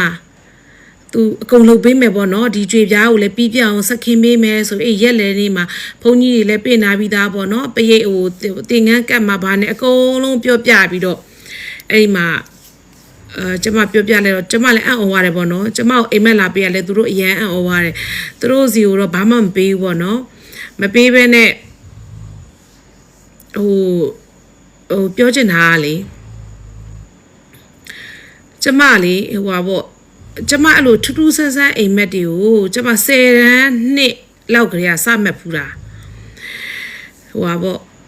ကျမစီမှာကောင်းမွန်တဲ့အဆောက်အအုံတွေရှိနေလို့လည်းဖြစ်ရင်ဖြစ်မှာပေါ့နော်အဲ့တော့ကျမဒီအခုဒီအိမ်မက်အကြောင်းပြောတဲ့အချိန်မှာလူတိုင်းကယုံကြည်မှလည်းယုံမယ်ပေါ့နော်မယုံကြည်လည်းမယုံနိုင်ဘူးပေါ့နော်ဒါပေမဲ့ကျမဒီအခုဒီ TikTok မှာကျမဒီအပိုင်းနေအများကြီးတင်ခဲ့ပြီးအရှိမသိလားအဲ့ပြောခဲ့သမျှအပိုင်းနေအားလုံးမှာမမှန်တာတခုမှမရှိဘူးကျမရှော့ပြီးပြောတာပဲရှိတယ်ဟိုပေါ့ ကိုနဲ့ပတ်သက်တဲ့လူတယောက်ရဲ့အကြောင်းကိုမကောင်းတဲ့ဟာတွေကို100%မှာကျမ10%လောက်ပဲပြောတာနော်ကျန်တဲ့90%လောက်ကျမပြောဘူးတခါကြလဲလေဘသူတမအကျိုးမရှိတဲ့ဟာမျိုးပေါ့နော်ဥမာကျမပြောတဲ့ TikTok မှာ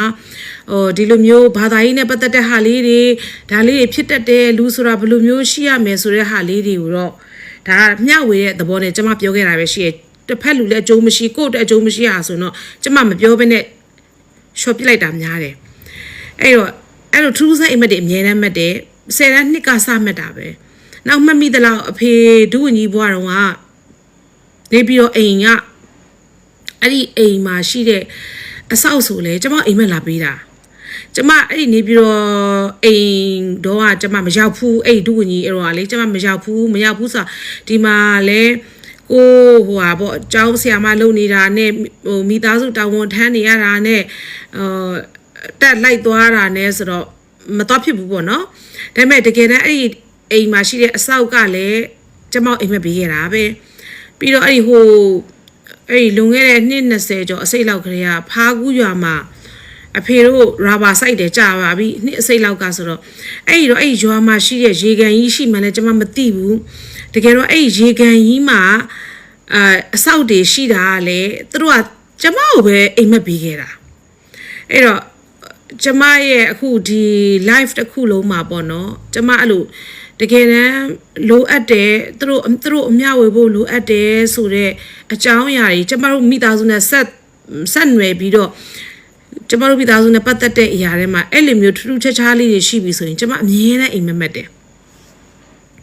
အဲ့တော့လေအဲ့နေပြီးတော့အိမ်မှာတော့ဆိုလဲကျမတို့တစ်ခါမရဘူးအဲ့နေရာမက်ရအိမ်ကလည်းအသက်ချွတ်ကြီးပါဖေဖေကနေရေချိုးတော့ချိန်ချာ तू ကအဲ့တော့အိမ်မှာကားဆရာပဲရှိတယ်ကားဆရာရဲ့အဖေရဲ့ PSO ရဲ့ပဲရှိတယ်ကွာအဲ့နဲ့အဖေကရေချိုးတဲ့ခါကျတော့ညနေ9နာရီ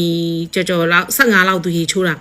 ချိုးတဲ့ချိန်မှာအဖေကဘယ်လိုလဲဆိုတော့ဒီတကားကိုလောက်ရေချိုးကန်တကားလောက်ကို तू မချဘူးသူဆိုအိမ်မှာလည်းယောက်ျားတွေပဲဘယ်သူမှလည်းမရှိဘူးအကုန်လုံးကလည်းကားဆရာတို့ဘာလို့ကြောက်လဲအပြင်မှာပဲညနေပိုင်းဆိုအပြင်မှာ channel မှာလမ်းလျှောက်တာနဲ့ဘာနဲ့သူတို့ဘေးချံကားသမားချင်းစကားပြောတာနဲ့ဆိုတော့အိမ်ထဲမှာမရှိတော့အဖေကလောက်မချဘဲနဲ့အဲ့ဒီရေချိုးရောတဲ့သူရေချိုးပြီးတော့ရေချိုးကထွက်မယ်ဆိုပြီးသူဘူးသီးလေးကိုလှည့်လိုက်မှာပေါ့နော်လှည့်လိုက်တဲ့အချိန်မှာလေသူ့အတူတကားလော့ကျနေပြီးသားဖြစ်ပြီးတော့လုံးဝတကားဘူးသီးလည်းလှည့်လို့မကြတော့ဘဲနဲ့အဖေတယောက်တည်းရေချိုးကမ်းမှာနိုင်ဝက်နေမှာပိတ်မိတာအဖေကလည်းအော်တာပေါ့ကားဆဲဦးထဲလွပြီးတော့နောက်သူ့ပြဲဆိုနေမှာဘယ်သူလဲမသိဘူးသူတို့တွေအော်ခေါ်တာဘယ်သူမှမကြောက်အဲ့နဲ့ဘေးချမ်းနေပြီးတော့ခြံဆောက်ကနေပြီးတော့ဟုတ်ပဲဘေးအိမ်ကအော်တန်ကြားတယ်ဆိုပြီးတော့မှသူကကားဆရာတွေစကားအဲ့ခြံစည်းဝန်းမှာစကားပြောနေတာလေအိမ်ကြီးကနေအော်တန်ကြားနေတယ်သူအဘအော်နေလားမသိဘူးကားဆရာယူတော့ကြည့်ပါဦးဆိုမှအဖေရေချိုးကနေမှပိတ်မိနေနိုင်ဝက်ကြတယ်အဲ့ရေချိုးပြီးတော့အဲ့အချိန်လိုမျိုးပေါ့နော်အဲ့လိုပိတ်မိနေတဲ့ဟာကညနေကျတော့အိမ်ကိုဖုန်းဆက်တာပေါ့နော်ဖုန်းဆက်တော့အဖေကနေပြတယ်သူတို့ထူးစနေဖြစ်တယ်ဆိုမမေကိုပြောမမေကကျမတို့ပြန်ပြောပြပေါ့အဲ့ဒီမှာ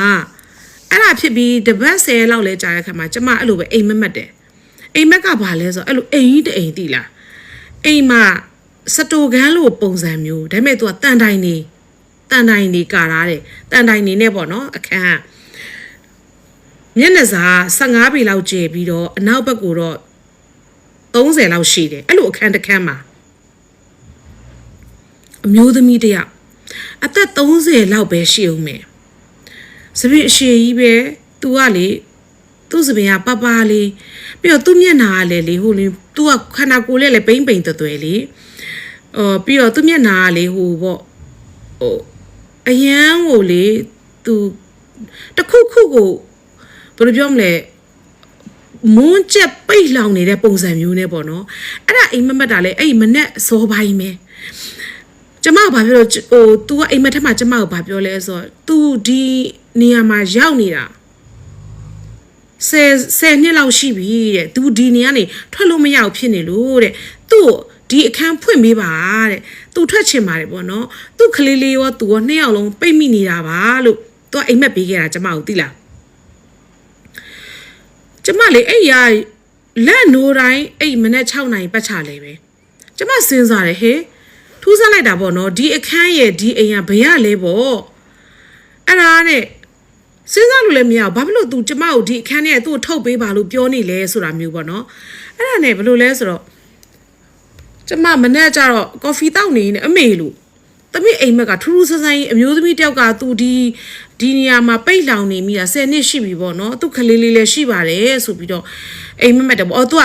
ပြီးတော့ပါသေးတယ်သူကလေးမမွေးနိုင်လို့တဲ့သူပိတ်လောင်နေတယ်ပေါ့နော်အဲ့လိုလေးပြောတယ်အိမ်မက်ထက်မှာလေအဲ့ဒါမမေကိုပြောနေရင်းနဲ့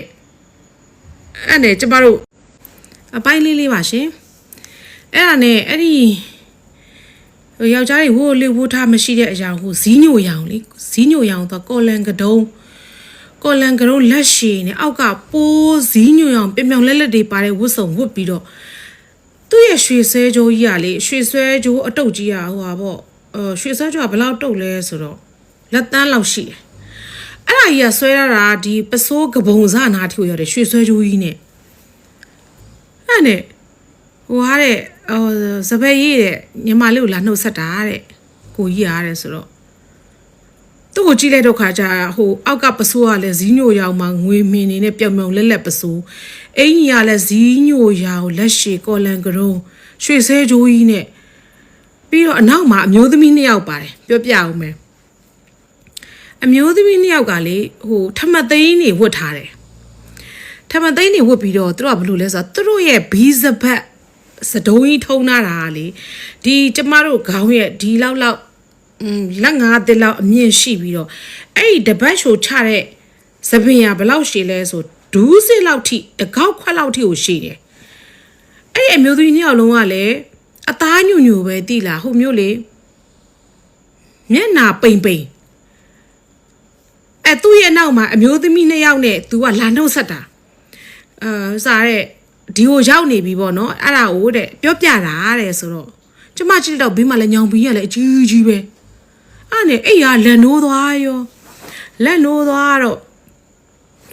ဟိုပါပေါ့ကျမစဉ်းစားမိရလေးပြောတာပါ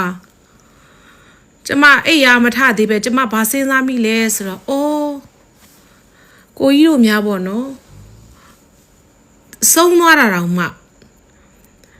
သူ့အိမ်ကိုတခါမှအိမ်မက်မပေးဘူးသိလားကျမကလေဒီအိမ်မက်တွေမမက်ခင်ကလည်းအရှိမကျမအဖေတို့နေပြီးတော့အိမ်နဲ့ပတ်သက်တဲ့အိမ်မက်တွေလည်းကျမအများကြီးမက်ဖူးတယ်ပြီးတော့ကျမတို့ဒီဟိုဘက်မှာဖားလုံဘက်မှာ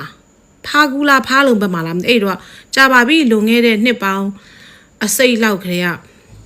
ရာဘာစိုက်တယ်အဲ့ခြံကြီးရှိတယ်အဲ့ခြံကကန်ကြီးကနေအဆောက်တွေအကြောင်းလဲကျမအိမ်မက်ပေးတယ်အဲ့တော့ကျမအဲ့ရမထသေးဘဲနဲ့ကျမစဉ်းစားပြီးကျမတွေးမိတယ်အော်လို့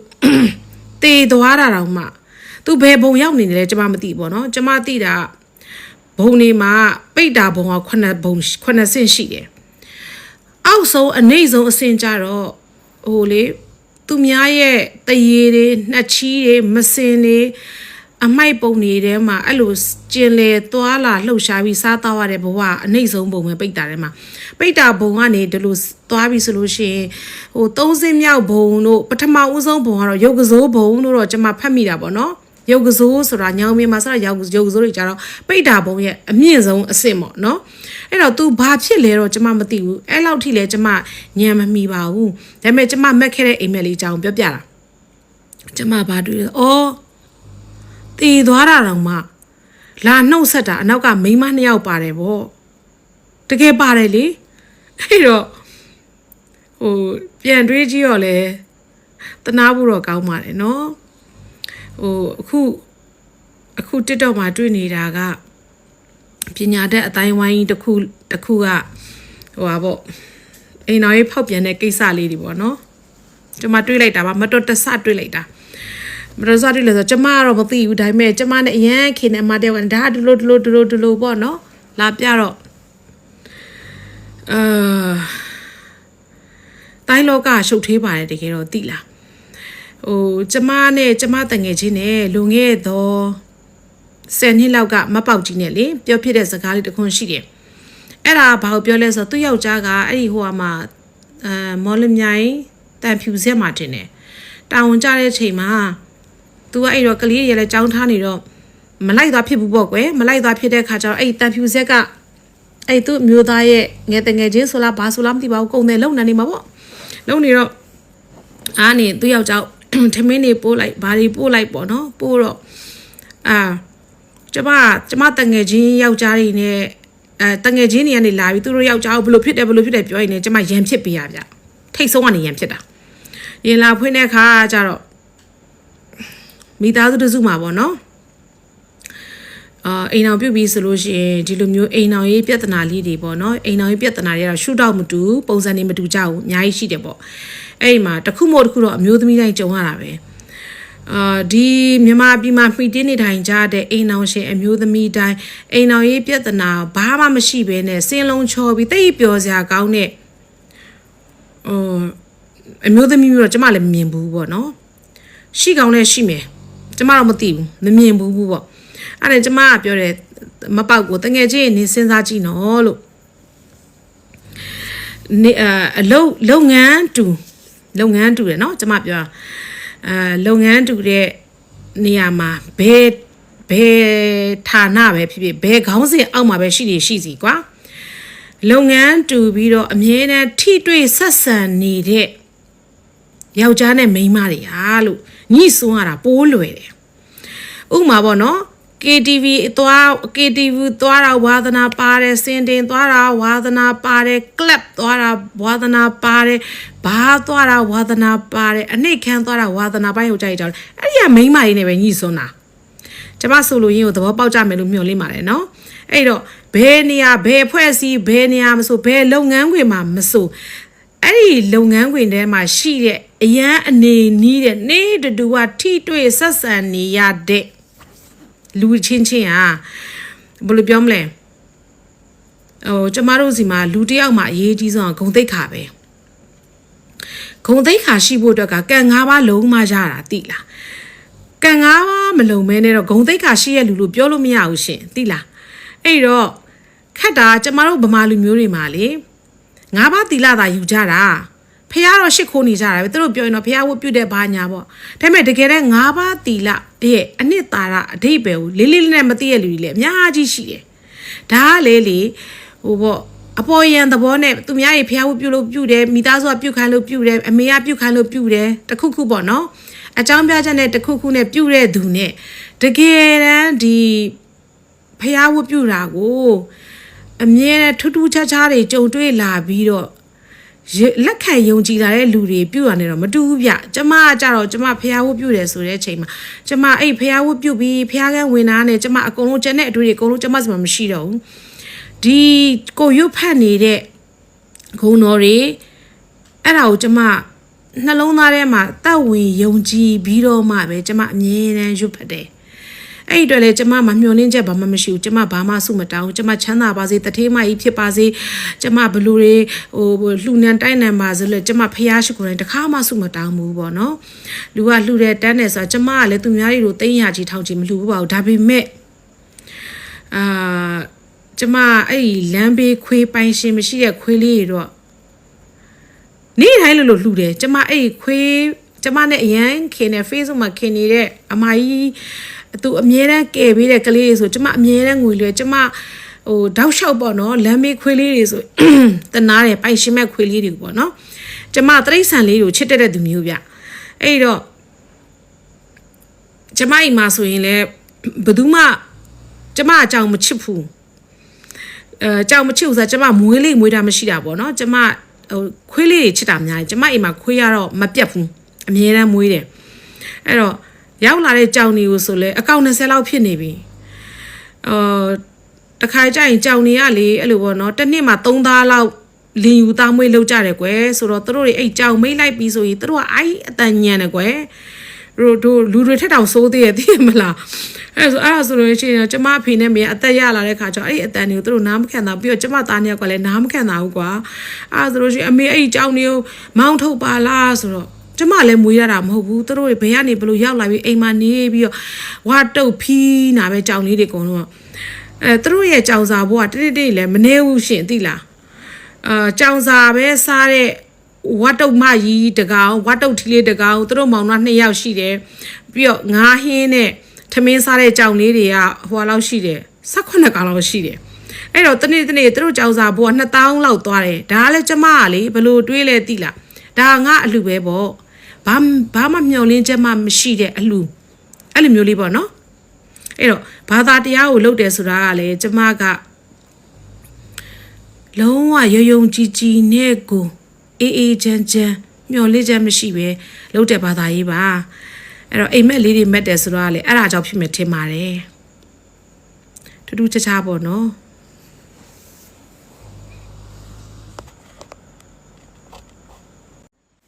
အပိုင်းကားလေးပါရှင်အဲ့ဒါနဲ့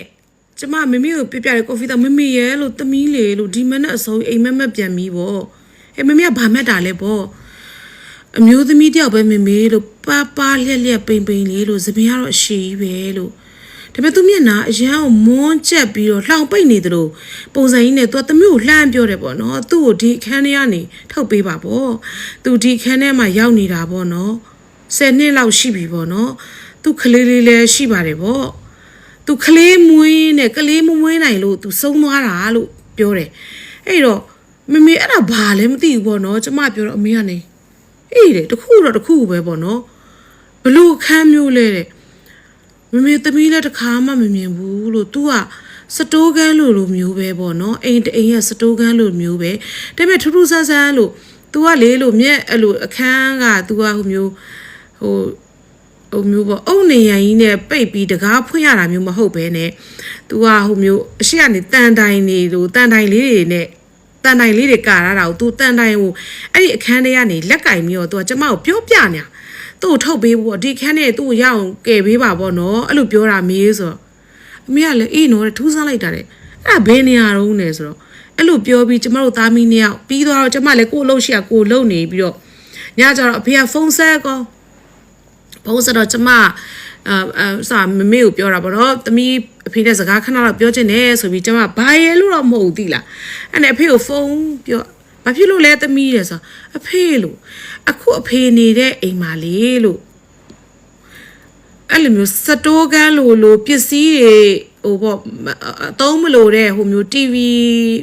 TV ဖာတွေလေအပေါ်ကဖာကြီးတွေရေခဲတက်တာဖာတို့အဲ့လိုမျိုးဟိုပေါ့အဲကွန်းဖာတို့မလို့တဲ့ပစ္စည်းတွေသိမ်းတဲ့အခန်းလိုမျိုးရှိလာရင်ဆိုတော့ဟဲ့အိမ်ဒီမှာတဲ့စတိုကန်းဆိုတာရှိတာပဲမဟုတ်ဘူးလို့အခုအဖေနေတဲ့အိမ်မှာ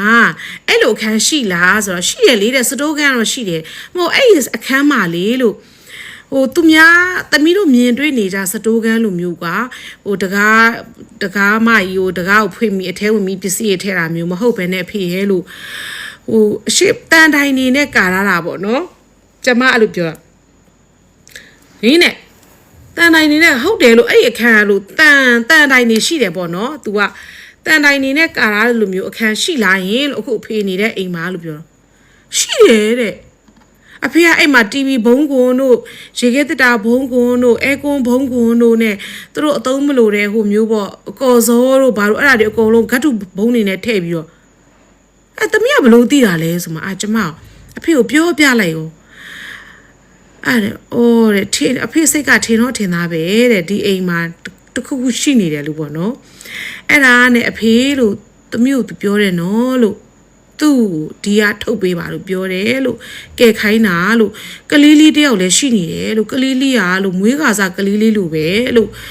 ပြီးတော့တမိမှတ်မိတဲ့လောက်ဆိုရင် तू ကကလေးမမွေးနိုင်လို့ဆုံးသွားတာလို့ပြောတယ်ဖေရဲ့လို့ဆိုတော့အဖေကဟုတ်ပြီတဲ့အဖေဘာလို့ရမလဲသိတယ်တဲ့ဆိုပြီးတော့နောက်ဘာလို့လဲဆိုတော့ရန်ကုန်ကနေကျမတို့ရဲ့ဆရာတော်ရှိတယ်အဲ့ဒီပလဲမျိုးသေးဘက်ကဆရာတော်ပို့အိုးဆရာတော်လေအဲ့ဒါပို့အိုးဆရာတော်စီကျမတို့တွေအမေနဲ့သွားရှောက်ပြီးတော့နေပြီးတော့ကိုဒီကနေဆရာတော်တွေကိုပိတ်ပြီးတော့နေပြီးတော့အိမ်ကိုသွားကြတာသွားတဲ့ခါကျတော့ဆရာတော်ကနေပြီးတော့အဖေကဘာရညာရမပြောဘူးကျမအိမ်မက်တာလေဆရာတော်ကိုမပြောဘဲနဲ့အဲ့လိုဒီအိမ်မှာအိမ်ကလည်းအစ်စ်ချွတ်ကြီးဖြစ်နေတယ်အဲ့လိုမျိုးအနေရကင်းပိတ်လေးပါလေးနာမယ်ဆိုပြီးပိတ်သွားတာပေါ့နော်ပိတ်သွားပြီးဆရာတော်ကအဲ့ဒီမှာလှုပ်ပေးပါတယ်အကုန်လှုပ်ပေးတဲ့ချိန်မှာလေနောက်ဆရာတော်ကပြန်ပြောပြတာသိလားတကယ်ရှိတာတဲ့အရင်ကအဲ့ညာရွာလေးတွေဖြစ်မယ်ရွာဆိုတော့ကျမကြီးဆောက်ရှောက်မှုတွေကလည်းအရန်ချို့တဲ့တယ်ပြီးတော့ဒီအမျိုးသမီးလေးကလည်းတကယ်လည်းရှိခဲ့တယ်လို့ပြောတယ် အဲ့ရွာလေးပေါ့နော်အဖေတို့အဲ့ဒီဒုညီဘွားရတဲ့အိမ်လေးရဲ့မြင်နေရရွာအရင်ကရွာဟောင်းလေးပေါ့အဲ့ဒီရွာမှာအဲ့လိုမျိုးကလေးမွေးနိုင်လို့ဆုံးသွားတာတဲ့အဲ့ဒါနဲ့အကုန်လုံးအဲ့ဒီမှာဆရာတော်ကနေတခါတည်းအနေကင်းပိတ်တူအဲ့မှာဘယ်နှစ်ရက်ကြာသွားလဲဆိုအဲ့အိမ်မှာ3ရက်တောင်ကြာတယ်လုတ်ပေးတာပေါ့နော်အကုန်လုံးလုတ်ပေးပြီးတော့ပြန်လာမှဆရာတော်ပြောပြတာ तू အိမ်နဲ့စဝင်တာနဲ့တဲ့ तू ကမြင်ကိုမြင်တာတဲ့အဲ့လိုပေါ့နော် तू အခုကြီးတောင်းတာ तू ကျွတ်ချင်လို့အဲ့လိုပေါ့နော် तू ဒီနေရာမှာဒီရွာလေးမှာစုံပြီးတော့ကလေးမွေးနိုင်လို့စုံသွားတဲ့ခါကျတော့အမှန်တော့မကြွမလို့ဖြစ်သွားတာပေါ့နော်မွေးနေရင်လည်းစုံသွားတော့ကလေးလေးကလည်းစုံသွားတဲ့ခါကျတော့ဒီကလေးကိုလည်းစိတ်ဆွဲမှာပေါ့လေကျမတို့တွေကတချို့ဟာတွေကကျမတို့မယုံလို့မရဘူးသိလားကျမတော့လေယုံတယ်ကိုမသိနိုင်တဲ့ကိုမမြင်နိုင်တဲ့အရာတွေလောကကြီးမှာအများကြီးရှိတယ်ကွယ်ကျမတို့ရဲ့ပတ်ဝန်းကျင်မှာလည်းအများကြီးရှိတယ်ကျမတို့လက်တကမ်းမှာလည်းအများကြီးရှိတယ်သိလားအဲ့ဒါလေအဖေကလေအဲ့ဒီကဘယ်လိုလဲဆိုတော့ဟိုကျမရဲ့ဟိုပေါ့ကျမတကယ်တမ်းအဖေကိုပြောပြီးဆိုရင်အဖေကတဖြည်းဖြည်းနဲ့ယုံကြည်လာတာသိလားအဲ့ဒါနေပြီးတော့အိမ်ကိစ္စပြီးလဲပြီးရောနောက်တစ်ခုအိမ်မက်ကကြတော့နေပြီးတော့အိမ်ကိစ္စပြီးတော်တော်ကြာမှမှတ်တာပါတစ်နှစ်ခွဲလောက်ကြာမယ်ထင်တယ်အဲ့တော့အဲ့ရန်ကုန်ကအဲ့ဒီဖားလုံခဲကူးဖားလုံဖြစ်မယ်အဲ့ဒီကခြံကကျမတို့ကဟိုဟာလေရာဘာပင်ကကျတော့နှစ်ရှည်ပင်ဆိုတော့ကျမတို့ဘာဆိုင်လဲဆိုတော့အဲ့လိုဖျဲရသည်ဆိုဖျဲသီးစိုက်ကြတယ်ဖျဲသီးစိုက်ပြီးဆိုကျမတို့စနေတုံးလေးဆိုအမြဲတမ်းခြံထဲမှာသွားအိတ်တယ်အဖေနဲ့ပေါ့နော်အဲ့ဒီခြံထဲကိုမသွားခင်ဖျဲမစိုက်ခင်မှာကျမမက်တဲ့အိမ်မက်ဘာမက်လဲဆိုတော့အဲ့ဒီကန်ကြီးတကန်နဲ့အဲ့ဒီကန်ကြီးတကန်ထဲမှာလေကလေးလေး2ယောက်တယောက်က10နှစ်တယောက်က9နှစ်အဲ့ဒီအရွယ်လေးငယ်လေးတွေကလေးသမီးလေးတွေပေါ့နော်ကလေးမလေးတွေအဲ့ဒါကျမကလည်းအိမ်မက်လို့သာကျမကပြောတာပေါ့နော်ကျမကြုံတွေ့ခဲ့ရတဲ့ကျမရဲ့အတွေ့အကြုံတွေရဆိုရင်ကျမအဲ့လိုမျိုးထူးထူးခြားခြားတွေဖြစ်ပြီးဆိုရင်ကျမအဲ့ဒီနေရာကိုတကယ်ရောက်သွားတဲ့အတိုင်းပဲနော်ကျမခံစားရတာကျမရုတ်တရက်အိတ်အားလက်လို့လာပြီးဆိုရင်ကျမဒီမောကြီးပန်းကြီးအမြဲတမ်းဖြစ်နေခဲ့တာအဲ့ဒါဘာလဲဆိုအဲ့ကလေးလေး2ယောက်ကနေသူတို့ဘာပြောလဲဆိုတော့တကူလုံးလဲခေါင်းမှာလဲရှွန့်နေရောနူနေရောရေရလဲအိမ်ရေဆိုရွှဲပြီးတော့ကျမလည်းအဲ့ဒီကန်ကြီးနာကိုကျမလမ်းလျှောက်နေရတယ်ရှောက်နေတဲ့သူကကျမကိုအဲ့ကန်ထဲနေရေရတွေဘွားကနေပေါ်လာပြီးတော့သူကကျမကိုလှမ်းခေါ်တာသမီးတို့တဲ့ဒီကန်တွေက10ပေးပါတဲ့ဟာနဲ့ဟဲနင်တို့ကန်တွေကနေပြီးတော့ဘာလုပ်နေကြရလဲဗောရေရတကူလုံးဆိုရွှဲခေါင်းမှာလဲနွန်နေနဲ့ဟိုတမျိုးစင်းစော့နေရလားဗောကလေးတို့စင်းစော့နေရလားဗောကျမပြီးတော့မဟုတ်ဘူးတဲ့တမီးတို့တဲ့ဒီကန်ထဲမှာတဲ့3နှစ်လောက်ရှိပြီတဲ့ဟိုကန်ထဲမှာနေရတာတဲ့တမီးတို့တဲ့ဟိုအန်တီရဲ့တဲ့ဒီကန်ထဲကနေကဲဟိုပါဗောနော်အပြင်ထုတ်ပေးပါဗောနော်အဲ့ဒါမဟုတ်သေးပါဘူးဗောနေတို့ကန်ထဲကိုဘလို့ရောက်လဲဗောဒီ3နှစ်4နှစ်လို့အိမ်မက်ထဲမှာကျမပြောနေရဒီကလေးမလေး2ယောက်နဲ့အပြန်လန်းကောင်မလေးကလေအသားညွညွလေးနဲ့လေဟိုမျိုးမျက်နှာဝိုင်းလေးနဲ့တိလားသပင်လေးကဒီလောက်လေးပဲရှိတယ်အကြီးမလေးကအငယ်မလေးကတော်တူလေးပါငယ်မလေးတော်တော်ဟိုငယ်တာသူစကားလည်းကောင်းမပြောတယ်အကြီးမလေးကပဲပြောနေတာသမီးတို့ညီမ2ယောက်လုံးနဲ့ဒီကန်ထဲမှာရောက်နေတာတဲ့3နှစ်လောက်ရှိပြီအန်တီရဲ့တဲ့သမီးတို့ကယ်ပေးပါတဲ့ဒီကန်ထဲကနေ10ခိုင်းတာကွယ်အဲ့နဲ့အဲ့ရလက်နူအောင်ကျမအဲ့နှစ်တင်မှာဆိုလို့ရှိရင်ကျမအမြဲတမ်းအဲ့လိုတွေဟိုလိုပေါ့နော်အိမ်မက်ပြီးဆိုကျမလည်းလန့်နေတိလားဘာဖြစ်တော့မှလဲဘာဖြစ်သွားနိုင်တာလဲဆိုတာမျိုးပေါ့နော်အဲ့ဒါနဲ့ဟိုအိမ်မှာကြတော့လေဟိုအဲ့တော့အမေကရှိတာများတယ်အဖေစီသွားပြီးရင်သူကပြန်လာတယ်ကွာရန်ကုန်အိမ်ကိုပြန်လာတော့ကျမမမေကိုပြောပြန်အမေလို့ဒီမနဲ့အစောကြီးလေလို့အိမ်မက်ကလည်းထူးဆန်းလိုက်တာပေါ့နော်သမီးလေးတို့အဲ့ရနေတဲ့အချိန်မှာတော့သမီးကိုတော်မှကျမလေးအဲ့လိုရှွန့်ပေးနေသလိုလိုရေတွေဆိုနေသလိုလိုအေးဆက်ခံစားချက်ကြီးခံစားရတယ်တိလားအဲ့လိုပဲအမေလို့ကလေးလေး2ယောက်တယောက်အကြီးမလေးရတော့လို့10နှစ်အရွယ်လေးလို့ အငယ်မလေးကတော့ငယ်သေးတယ်အမေတိလားလို့သူတို့အဲ့ဒီကန်ထဲမှာ3နှစ်လောက်ရှိပြီရောက်နေရပါတော့ကန်ထဲကနေသူတို့အပေါ်ဆယ်တင်မေးပါဆိုပြီးပြောနေတယ်အမေရဲ့လို့ပြောတော့ဟေးတဲ့နေဦးနဲ့ငါတို့နဲ့ပတ်သက်တဲ့ကံဘာရှိလဲဗောကျမတို့သားမိလေစဉ်းစားလိုက်ရတာအဲ့မနေ့က9နိုင်ထိုးသွားတယ်9နိုင်လောက်ခဲပြောတာအဲ့နောက်ကျတော့နေဦးနဲ့ဖားလုံချင်ပါတယ်ကံမရှိတော့ပါဘူးတဲ့အမေရောက်ဖူးလားဆိုမရောက်ဖူးလေတဲ့အဲ့လိုပြောပြီးတော့ကျမတို့အဲ့လိုပြောတဲ့နေ့ကအင်္ဂါနေ့လောက်ဖြစ်မယ်စနေတုန်းကကျမတို့အဲ့ခြံကိုသွားမယ်ပေါ့နော်ကျမတို့တွေအဲ့ဖရဲဆိုင်မယ်ဆိုပြီးသွားကြည့်ဖို့စီစဉ်ပြီးသားအဲ့ဒါနဲ့ဖားလုံခြံရောက်သွားတဲ့အခါကျမှ ဟုတ်ကဲ့ပါအခုလို့ဦးသူရရစီဟာရတမျိုးစုံကိုပေးတဲ့မတ်စပယ်ရဲ့ဘောအတွေ့အကြုံလေးများကိုနားဆင်နေကြတဲ့ပေးသက်ကြီးတို့ရဲ့ထင်မြင်ယူဆချက်များကိုကွန်မန့်မှာလွတ်လပ်စွာဝင်ရောက်ရေးသားနိုင်ပါတယ်အားလုံးကိုကျေးဇူးတင်ပါတယ်